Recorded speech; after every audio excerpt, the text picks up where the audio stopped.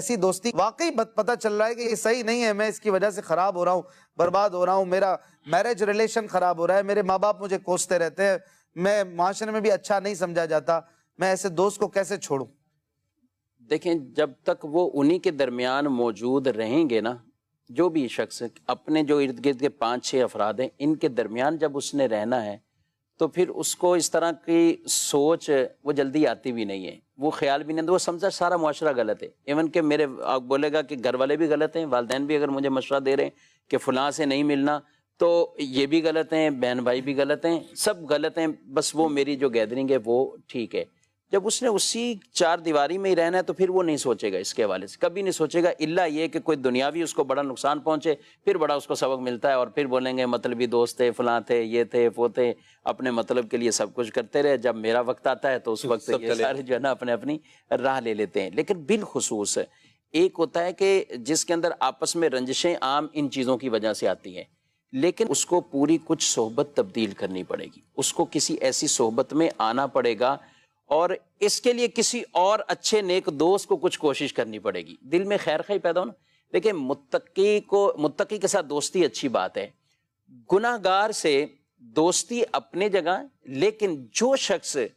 اس چیز کی قدرت رکھتا ہے کہ گناہ گار کو اپنے پاس بلا کر پھر اس کو اپنے ساتھ ہی ملا لے، سبحان اللہ، یعنی ہے اور وہ اس کو اپنے پاس بلائے اور پھر اپنا ہی اس کو بنا لیا اس نے، اور پھر اس کو اور اپنی داوسامی میں الحمدللہ ایسے کئی مثالیں مل جائیں گے، کئی مثالیں کہ جن کو یہ صرف کہا کہ چلیں ہفتے میں 1 دن دے دیں، اجتماع میں آ جائے گا ہمارے ساتھ، چلیں اور بس، اور مزید نہیں۔ بالکل ہزاروں واقعات۔ کئی ایسے ہیں کہ جن کو صرف یہ کہا ہو کہ رمضان شریف کا اعتکاف کر لیجیے گا یار، اور چلو بہت سب کچھ کر لیا، 10 دن ایک دوست کا ایک جملہ کام کر گیا اور پھر وہ اس کی زندگی کا پورا رخ بدل گیا، زاویہ بدل گیا، ایسے ہزاروں ملیں گے۔ کہ میرے ایک دوست نے مجھے لے کر آیا تھا اور میں اس دوست کی وجہ سے اس مسجد میں بیٹھا، سارے قصے اور واقعات وہ ہم یہ سنتے ہیں اور ہیں جینوین باتیں، ایسے نہیں کہ اس کے اندر کوئی۔ اب ہوا کیا کہ وہ تھوڑا سا اس باؤنڈری سے نکلا، اس میں آیا، اس کا ایک مائنڈ پورا ایک چینج ہوا، ارد گرد کے لوگ کچھ چینج ہوئے، پھر اس کو وہ غلطی بھی نشاندہی ہوئی کہ واقعی وہ غلطی تھی۔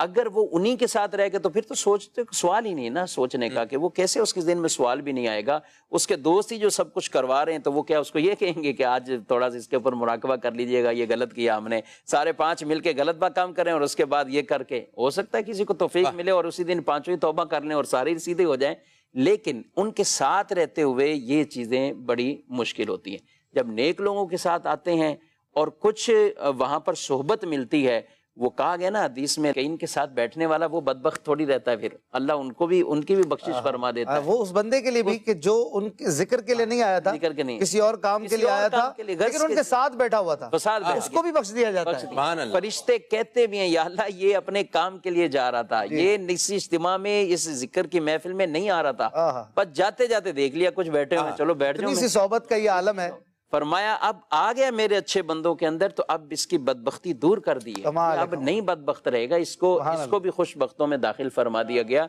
تو اس کے کیا تھوڑی سی وہ صحبت وہ تبدیل ہوئی ہے، تھوڑی سی میں یہ ہے، ابھی تھوڑی سی ہوئی ہے، اگر مستقل دوست بنا لے اچھوں کو تو جب ایسا وہ آئے گا تو پھر انشاءاللہ اس کے مائنڈ میں کئی چیزیں آئیں گی اور وہ غلطیوں کی نشاندہی بھی اسے ہوگی۔